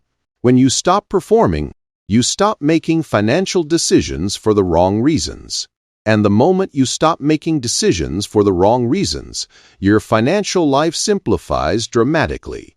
Let us tie this all together with one last principle. A good financial strategy must be able to scale with you. It must be able to handle good times and hard times, abundance and constraint. The year you got the promotion and the year you got laid off. Complicated strategies often collapse under stress. They require constant attention, constant adjustment, constant monitoring. Simple strategies survive almost anything. Automate your saving. Automate your investing. Keep your lifestyle intentional. Build skills that increase your earning power. Avoid debt that does not pay you back. Let time do its quiet work. None of this is revolutionary. None of it will make you famous in financial circles. But all of it will, with patience, build the kind of financial life that lets you sleep well at night and live freely during the day. You do not need a financial life that impresses people. You need a financial life that supports the life you actually want, and that life is built almost without exception on a foundation of beautiful, boring simplicity. Chapter 10. Speak honestly and stop manufacturing drama. Let me share something that took me an embarrassing number of years to understand. Most of the conflict in our lives is not actually caused by what other people do. It is caused by how we communicate or fail to communicate about what they do. The fight is not usually about the thing. It is about everything that surrounded the thing. The assumptions we made, the words we did not say, the meaning we invented, the stories we built in our own heads before we ever opened our mouths. Communication is the silent architecture of every relationship in your life. And when that architecture is shaky, even the strongest love and the deepest friendship can start to crack. I want to walk you through this gently because communication is tender territory. It is where we are most vulnerable and most defensive often at the same time. But there is one area where simplicity will transform your life almost immediately. This is it. Clear communication does not just reduce conflict. It deepens connection. It builds trust. It saves enormous amounts of mental energy that would otherwise be spent on resentment, replaying conversations, and wondering what someone really meant. The drama you have been exhausted by is not always created by other people. Sometimes it is created by the fog between you and them. A fog that clear words could lift in minutes. The first principle of simple communication is saying what you actually mean. This sounds obvious, and yet almost no one practices it consistently. Instead, most of us hint, we imply, we test. We hope the other person will somehow figure out what we want without us having to risk the vulnerability of asking directly. We bury our needs under layers of politeness, sarcasm, indirection, or strategic silence. And then we get hurt when those needs are not met. The truth is, most people are not mind readers, and expecting them to be is one of the kindest sounding cruelties we inflict on the people we love. We hold them responsible for understanding signals we never sent clearly. Directness is not aggression. I want to make this distinction very clear because a lot of people avoid directness because they confuse it with rudeness. Aggression is when you say something with the intent to wound. Directness is when you say something with the intent to be understood. The first cares about hurting. The second cares about clarity. You can be deeply kind and deeply direct at the same time. In fact, the kindest thing you can do for the people in your life is to let them know what you actually need, want, feel, and think, instead of leaving them to guess. Guessing breeds resentment in both directions. The person who did not get their need met feels unseen. The person who could not read the signals feels accused of failing at something they did not know they were being tested on. Everyone loses. Directness gently delivered prevents all of this. The second principle is making your expectations visible. So many of our conflicts come not from violated agreements, but from violated assumptions. We expected something the other person did not know we expected. We assumed something they did not know we assumed. Then when they do not meet the unspoken standard, we feel let down, even though the standard was never communicated to them in the first place. This happens in friendships, in marriages, in workplaces, in families. The fix is almost embarrassingly simple, but it requires courage. Speak your expectations out loud. This is what I need from this relationship. This is what makes me feel valued. This is how I handle conflict. This is what I will not tolerate. This is how I work best. When expectations are spoken, behavior can align. When expectations are silent, behavior is just a guess. And guesses are wrong far more often than they are right. The third principle is asking instead of assuming. This one will save you more emotional suffering than almost anything else I can teach you. The mind is a story-making machine. When information is missing, the mind fills in the gaps with narrative. Someone did not reply to your message for 6 hours. The mind builds a story. They are upset with me.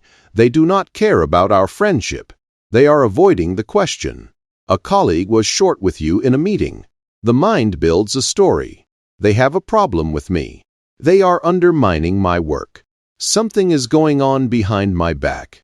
A partner forgot something important. The mind builds a story.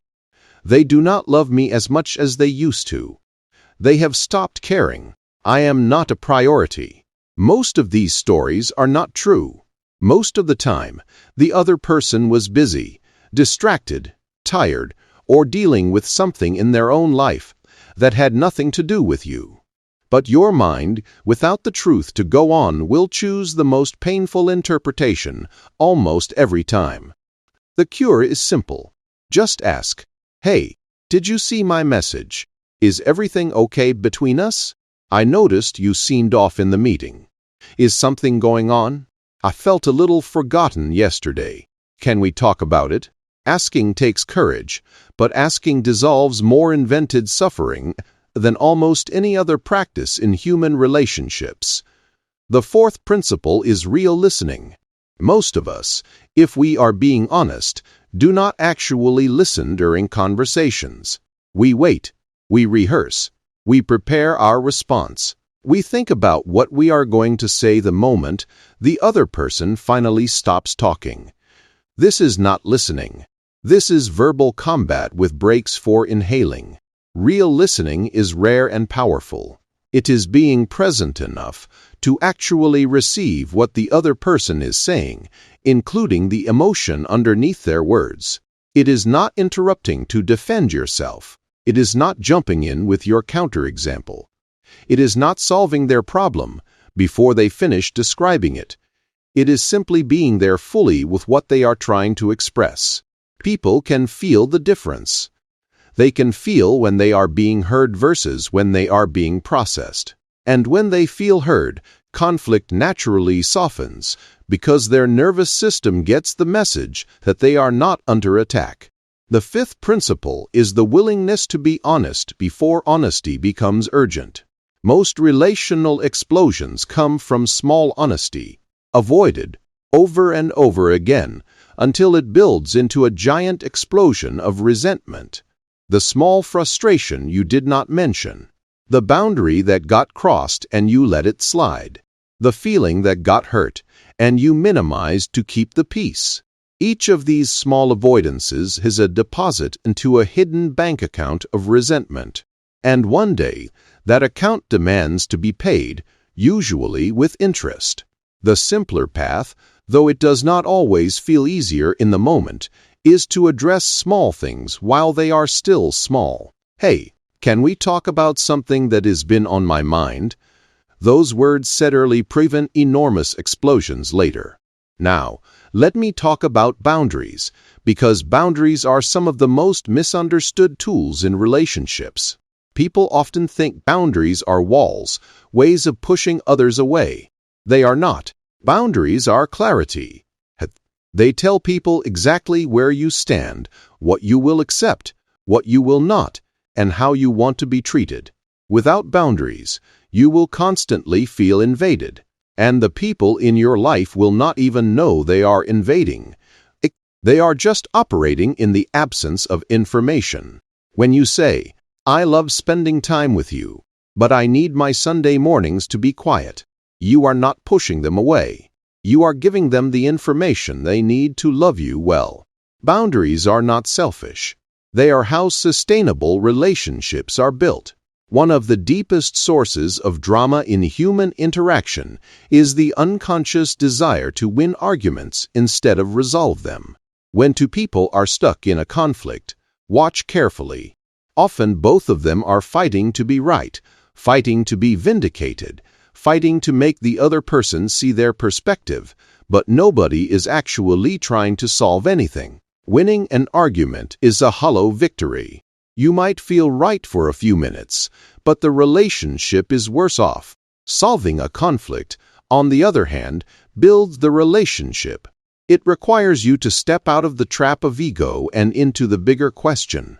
What do we actually want to be true between us at the end of this conversation? When the goal shifts from winning to alignment, drama collapses because there is nothing left to fight about. And finally, the most freeing communication skill of all, not taking things personally. The vast majority of behaviors that bother you have very little to do with you. People are tired. They are stressed. They are navigating their own private storms. They are distracted by problems you will never know about. When someone is short with you, it is almost never about you. When someone forgets something, it is almost never about you. When someone seems distant, it is almost never about you. Once you internalize this, you stop reading attacks into ordinary human moments. You stop demanding apologies that were not owed. You stop carrying weight that was never yours. Life becomes lighter. Conversations become easier. And the people around you start to feel safer around you because you are no longer interpreting everything as a hidden message about your worth. When you communicate simply, honestly, and clearly, you protect something precious: your peace, your relationships, your mental energy. Drama is one of the most exhausting things a human being can carry, and most of it is preventable through better communication.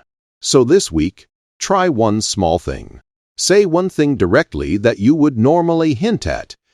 Ask one question instead of assuming. Listen to one person fully, without rehearsing your response. Notice what happens. Notice how much lighter your interactions become when there is no longer a fog between you and the people you care about. Communication is not a skill reserved for diplomats and therapists. It is a skill for anyone who wants a peaceful life. And it can be learned. It can be practiced. It can be mastered. And the day you do, you will find that the world around you starts to feel kinder. Not because the world changed, but because you stopped translating it through the lens of unspoken assumptions. Chapter 11. Trade Effort for Results. I want to walk you into a hard truth, but I want to do it gently because this one stings and most people never let themselves feel it. Effort and results are not the same thing. They live in different worlds. You can pour yourself into work for years and still have very little to show for it. Not because you were not trying, not because you did not care, but because effort without direction and without leverage is just motion. And motion, no matter how heroic it looks, does not necessarily produce outcomes that matter. This is one of the loneliest realizations a hard-working person can come to. You have been busy. You have been tired. You have been showing up every day. You have been doing everything you thought you were supposed to do.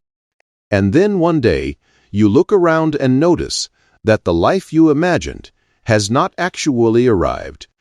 The promotion never came. The business never grew the way you hoped. The book never got written. The relationship never deepened. You are exhausted, but not enriched. And the question whispers in the back of your mind, what was all that effort for? I want to be honest with you. The world does not reward effort. The world rewards outcomes. This sounds harsh, but it is actually liberating once you stop fighting it. Because the moment you accept it, you stop measuring your life by how hard you have worked and start measuring it by what you have actually built. And that single shift can change the entire trajectory of your years. Let us break down what is really happening when effort does not produce results. Most people work hard at things that do not compound. They spend their best energy on tasks that need to be done again tomorrow, the next day, and the day after that with no permanent gain accumulating. They mistake activity for progress. They mistake exhaustion for productivity.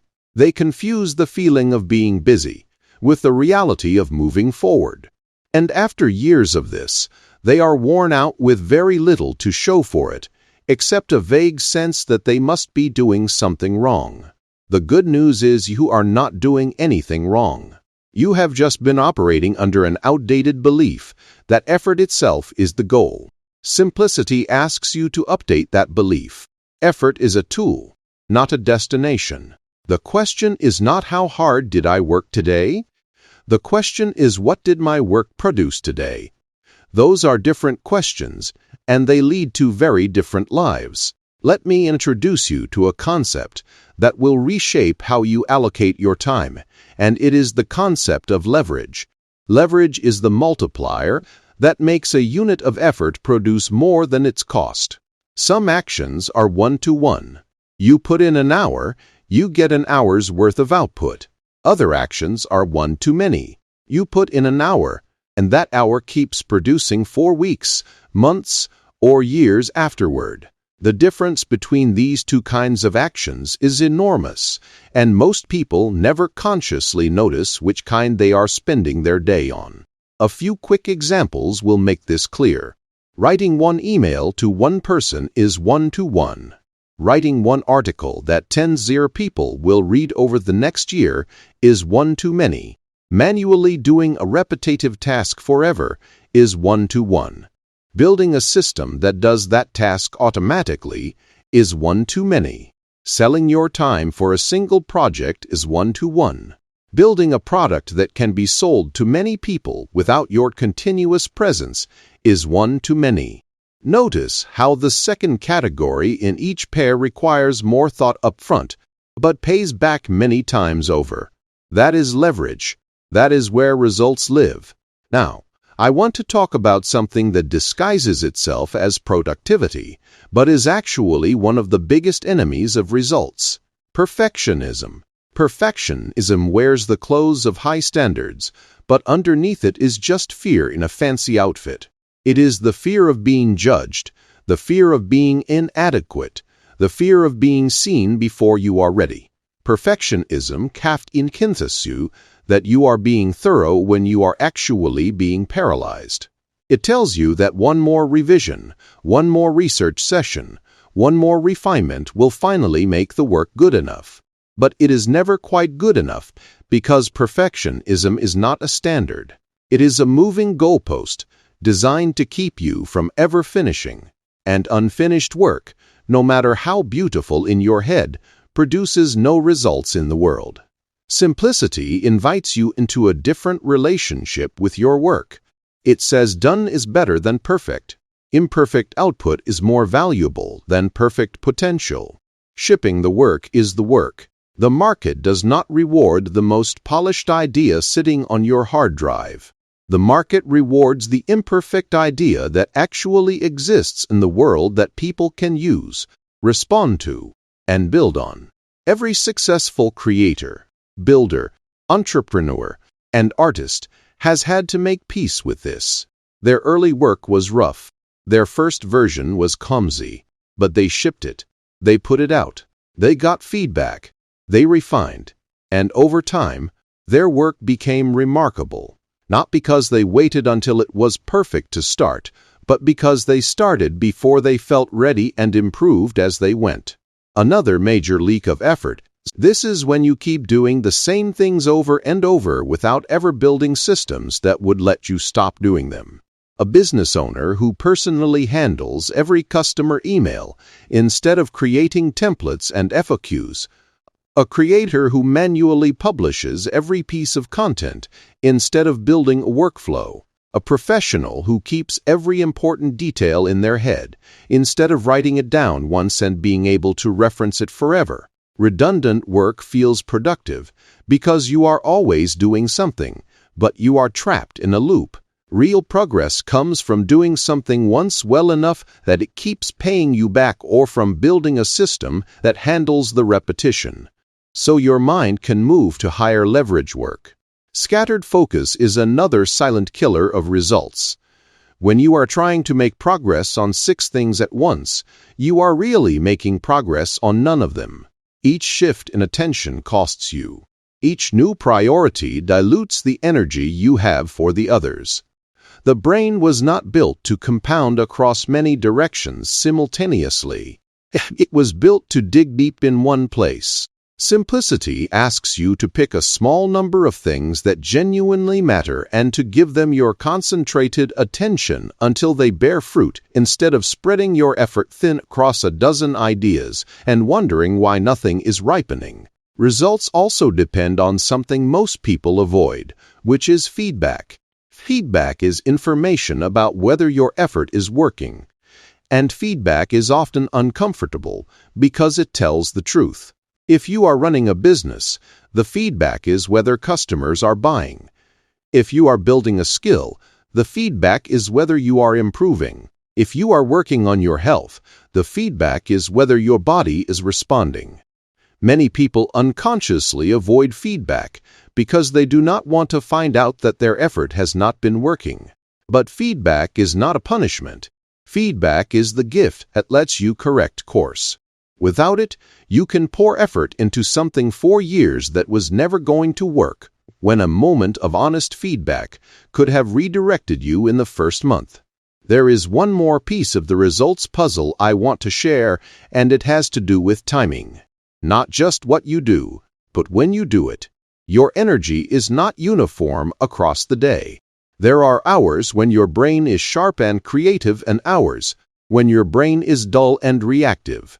Most people accidentally do their most important work during their dullest hours, after they have spent their peak hours on email meetings and administrative tasks. By the time they sit down to do the work that actually matters, they have nothing left to give.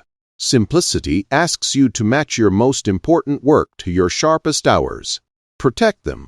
Use them for the work that compounds. Save the low-energy hours for the tasks that do not require your best self. This single shift can dramatically increase your output without adding a single hour to your week. And here is the final gentle truth I want to leave you with. Results do not come from heroic bursts. They come from consistent execution over meaningful stretches of time. The people who build remarkable lives are not working dramatically harder than you in any given week. They are just doing the right kind of work in the right direction with enough patience to let it compound. They picked work that scales. They protected their attention. They removed redundancy. They got feedback and adjusted.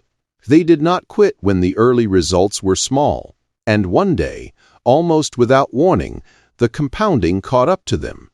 And what looked like overnight success was actually years of quiet, focused, results-oriented work. You can do the same thing. You do not need to work harder. You need to work smarter in the right direction on the things that actually produce outcomes. Stop measuring your days by exhaustion. Start measuring them by what got finished. Stop equating effort with achievement. Start asking, what did I move forward today? That single question asked honestly every evening will gradually reshape your life from someone who tried hard into someone who actually arrived. Chapter 12. Protect your attention like the treasure it is. Wherever your attention goes consistently, your life follows. Not where your intentions go, not where your wishes go, where your attention actually lives, hour after hour. That is where your real life is being built. And in a world engineered to steal your focus from every direction, learning to protect your attention might be the single most important skill you ever develop. Attention is not infinite. This is the lie the modern world wants you to believe. That you can keep giving fragments of yourself to notifications, feeds, interruptions, and other people's emergencies, and still have enough left for the things that actually matter to you. But you cannot. Attention is finite. Once you spend it, it is gone. And by the end of most days, the average person has handed out so many small pieces of focus that there is almost nothing meaningful left for their own life. That is not a personal failure. The predictable outcome of living inside a system designed to extract your attention for someone else's profit. Your attention is either being invested or being consumed. Invested attention goes into things that pay you back over time. Learning a skill, building a relationship, creating something, caring for your body, sitting quietly with your own thoughts. Consumed attention goes into things that swallow your time and leave nothing behind. Endless scrolling, reactive responses, watching content you will not remember by tomorrow. Both feel like activity. Only one builds a life. If you honestly track the ratio of invested versus consumed attention in your average day, the result might be uncomfortable, but it would also be informative because awareness is where every meaningful change begins. Protecting attention starts with controlling your inputs. Most people receive whatever the world throws at them and call that normal. Notifications turned on for every app. News alerts buzzing constantly. Group chats firing all day. Email open in the background. Social platforms refreshed compulsively. This is not living. This is being downloaded into hour after hour by sources that have no responsibility for what their content does to your inner life. Simplicity asks you to choose your inputs the way you choose what you eat. Not everything available deserves to enter you. Most of it is noise. Comes refusing constant availability. Somewhere along the way, we decided that being reachable at all times was a form of responsibility. But constant availability is actually a form of self-abandonment.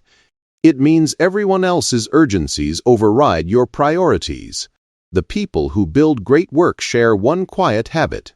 They have hours, sometimes whole days, when they are simply not available.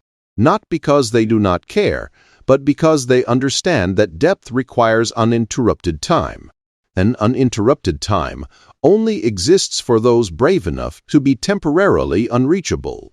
Micro-distractions matter more than dramatic ones. A single major interruption is easier to recover from than a dozen tiny ones. Each quick glance at your phone, each brief mental detour costs you. Deep work requires you to enter a flow state, and flow states die from even brief interruptions. Protect the flow. The output of focused hours dwarfs the output of fragmented ones every single time. And finally, decide what your attention is worthy of. Not every argument deserves your engagement. Not every opinion needs your reaction. Silence is the maturity to walk away from noise is one of the quiet superpowers of a focused life. When you guard your attention well, your life starts to organize itself around what actually matters. The fog lifts, your craft deepens, your relationships strengthen, your peace returns. That is what attention does when you stop giving it away carelessly. It comes home and starts building the life you have been imagining. Chapter 13. Stop trading hours for outcomes. Build what scales. There is a question that quietly separates people who eventually break free from people who stay stuck for decades. Are you doing work that only exists when you are personally exerting effort? Or are you building things that keep producing even when you are not there? Both kinds of work have value, but they have very different ceilings. And most people spend their entire lives doing only the first kind without realizing the second kind is what creates real freedom. Non-scalable work requires your direct ongoing presence to produce output, answering every message yourself, personally, delivering every service, trading hours for money linearly. There is nothing wrong with this kind of work. Most of us start there. But if it is the only thing you do, your life will always have a hard ceiling because there are only so many hours in a day. Scalable work is anything that keeps producing results after the initial effort is finished. A book written once and read for decades. A system built once that runs without you. A skill developed once that makes you valuable in countless situations. An asset that pays you whether you are working or sleeping. Scalable work has front-loaded costs. You have to think more and build more in the beginning, but the payoff is exponential because the effort keeps working long after you have moved on. Here is the trap. Non-scalable work feels productive in the moment. You finish a task. You handle a request.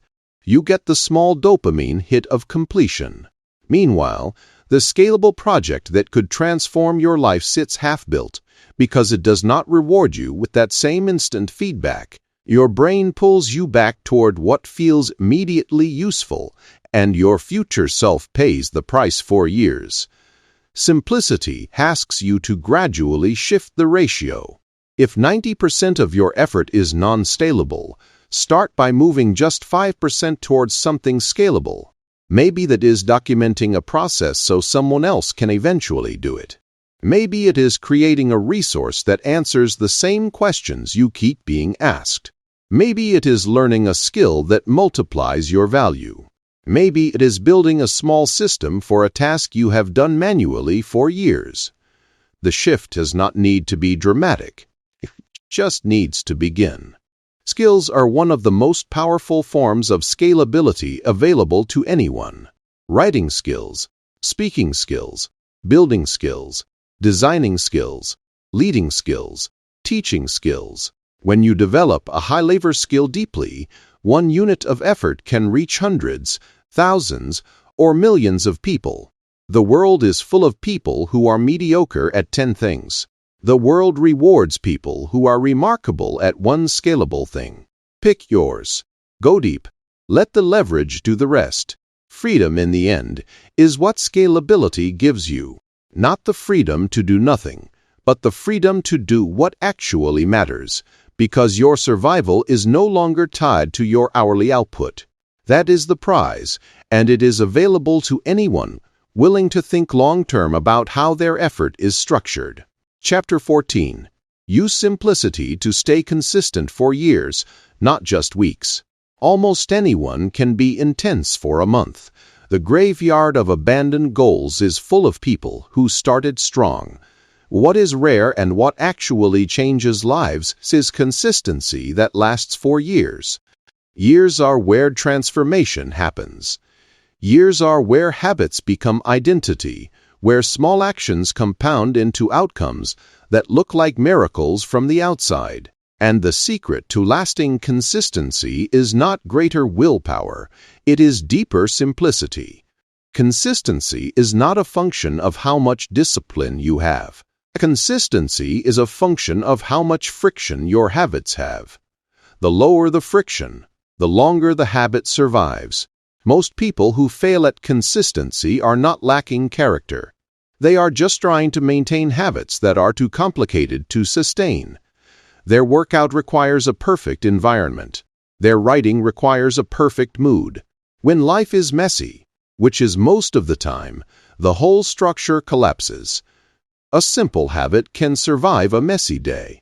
The person who does 10 push-ups every morning, no matter what, will outperform the person with the perfect gym routine that requires a perfect day. The person who writes 1 paragraph daily will outproduce the person who waits for 3 uninterrupted hours of inspiration. Consistency lives in the simplest version of the habit, the version that can be done even on the hardest days. Lower the activation cost. If beginning is hard, you will skip it most days. If beginning is easy, you will do it most days. Make the habit shorter, simpler, faster, until starting requires less effort than skipping. The size can grow later. What matters most is that the habit happens at all. Honor the principle of minimum viable action. When you cannot do the full version, do the smallest version. 5 push-ups, 1 page, 5 minutes. The point is not massive daily progress. The point is to keep the loop intact. Once the loop is intact, scaling up is easy later. Once the loop breaks, restarting is emotionally heavy and often takes weeks. Protect the loop. Even the tiniest version counts. Environment supports consistency more than discipline ever will. If healthy food is at eye level and unhealthy food is hidden, you will eat better without trying. If your phone is in another room during deep work, you will focus better. These are not tricks. They are acknowledgments of how human beings actually work. Shape the environment and you shape yourself. And then there is identity, the deepest consistency tool of all. Habits that align with your sense of self survive. Habits that contradict your identity collapse. If you see yourself as someone who tries to be healthy, healthy behaviors will always feel optional. If you see yourself as a healthy person, healthy behaviors become expressions of who you are. The way to build this identity is through small acts of evidence. Each time you do the habit, you are casting a vote on who you are. Cast enough votes, and the identity becomes real. Then consistency stops being a battle. It becomes who you are. Forget intensity. Intensity is for short stories. Duration is for great lives. The future belongs not to the person who can sprint the fastest today, but to the person who can keep walking, simply and patiently for years without stopping. Simplicity makes that walk possible. Chapter 15. Carry less. Fewer opinions, fewer obligations, more freedom. Simplicity is not only about what you do, it is also about what you stop carrying. And honestly, some of the heaviest things in your life right now are invisible. They are not in your closet or on your calendar. They are inside you in the form of opinions you have absorbed, obligations you never really chose, identities you have outgrown, and emotional weight that was never yours to carry in the first place. Start with opinions. The modern world has convinced us that we need a passionate position on everything, every news story, every controversy, every public figure's mistake. The pressure to constantly form, defend, and broadcast opinions is exhausting in a way most people do not recognize until they finally step away from it.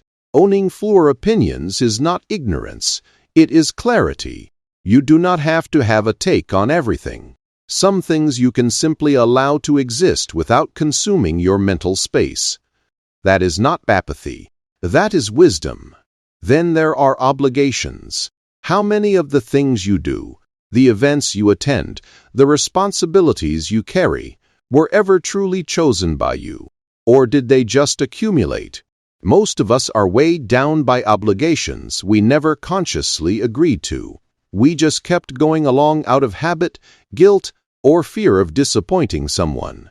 Simplicity gives you permission to renegotiate. You are allowed to release commitments that no longer fit who you are. Doing so is not selfish. It is honest. Identity is another invisible weight. People carry identities like luggage they forgot to set down. The identity of who they were 10 years ago. The identity their parents projected onto them. The identity attached to a past failure that no longer represents them.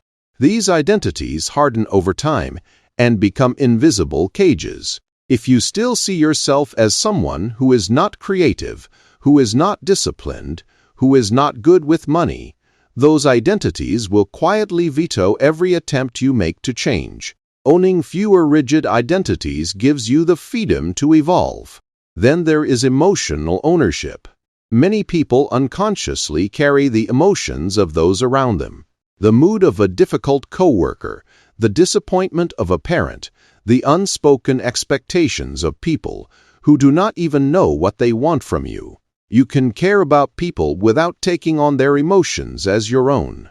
You can love people without making yourself responsible for their happiness. Drawing a clean line between what is yours and what is not is one of the most liberating things you can do. Validation is another quiet burden. So many decisions get made, not based on what we actually want, but on what we think will be approved of. The career chosen because it impresses. The purchases made to be seen. When you stop performing for an invisible audience, life simplifies. You make choices that align with your actual values. The result is a life that may look quieter from the outside, but feels infinitely fuller from the inside. Even certainty itself can become a burden. The need to know exactly how everything will turn out creates enormous mental tension. Simplicity invites you to trade certainty about outcomes for clarity about your next step. You do not need to know how everything ends. You just need to know what to do now. Freedom is not being able to do whatever you want. Freedom is being able to move through your life without unnecessary weight. Every opinion you release, every obligation you renegotiate, every identity you outgrow gives you back a little more of yourself. Simplicity at its deepest level is not about removing things. It is about returning to yourself. Conclusion. Here is the truth I most want you to take with you. Simplicity is not a productivity hack or a trend. It is a way of seeing the world, and through it a way of seeing yourself, with more honesty and more kindness. The paradox of our time is that complexity has become the default, while simplicity has become the differentiator. We live surrounded by options, opinions, opportunities, tools, and distractions, and yet so many people feel stuck. They are not stuck because they lack ambition. They are stuck because their ambition is buried under layers of complexity they never questioned. Simplicity frees you from that trap. It frees you from the illusion that effort automatically means more progress. It frees you from the false belief that intelligence must look complicated. It frees you from the lie that a meaningful life must feel heavy. When you simplify your goals, your decisions, your communication, your money, your identity, and your routines, progress starts to feel natural instead of forced. The friction that made consistency so hard begins to dissolve. The cognitive noise that kept clarity rare begins to clear. The invisible drains that were stealing your attention, energy, and momentum begin to close. Throughout this book, we walked together through how simplicity operates in different dimensions of life, how it helps you see clearly, how it helps you decide with intention, how it helps you focus on what matters, how it removes friction, how it compounds results, how it protects tension, how it scales effort, how it strengthens communication, how it builds consistency that lasts. None of these principles require extreme discipline, perfect conditions, or extraordinary talent.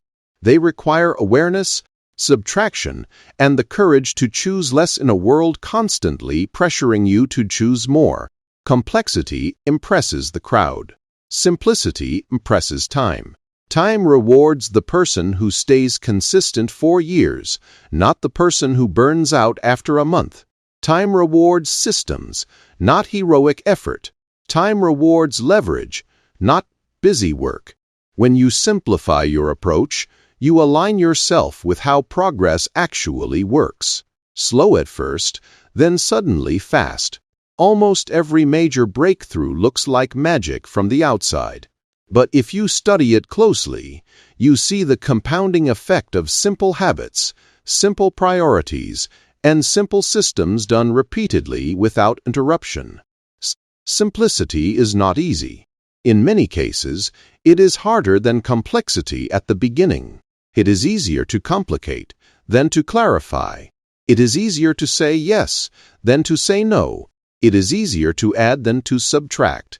But simplicity rewards you on the back end. Complexity rewards you on the front end and punishes you later. That is the paradox. The world keeps offering you complicated solutions that feel sophisticated, while the real magic is found in simple processes that feel almost too obvious to matter. But they do matter. They matter because simple things are sustainable, and sustainable things are transformational. When life becomes simpler, you create room. Room to think, room to grow, room to build, room to improve, room to live. Without that room, even the strongest ambitions suffocate. With it, even modest ambitions can grow into extraordinary realities. The people who consistently win in any field do not look frantic. They look calm. They look deliberate. They look unburdened. Simple, but not small. Simple, but effective. Simple, but scalable. So as you move forward, let these questions guide you. What truly matters here? What is the next clear step? What can I remove? What can I say no to? What deserves my attention? What does not? What is essential? What is noise? If you live by those questions, your life will not just become easier. It will become sharper, cleaner, and more aligned with your purpose. The world will continue to grow more complex. That is inevitable. But your life does not have to follow that trajectory. In fact, the advantage belongs to those who move in the opposite direction. those who resist complexity and master simplicity. In the long run, simplicity is not just the smarter strategy. It is the winning one. Let it become your quiet power in a noisy world.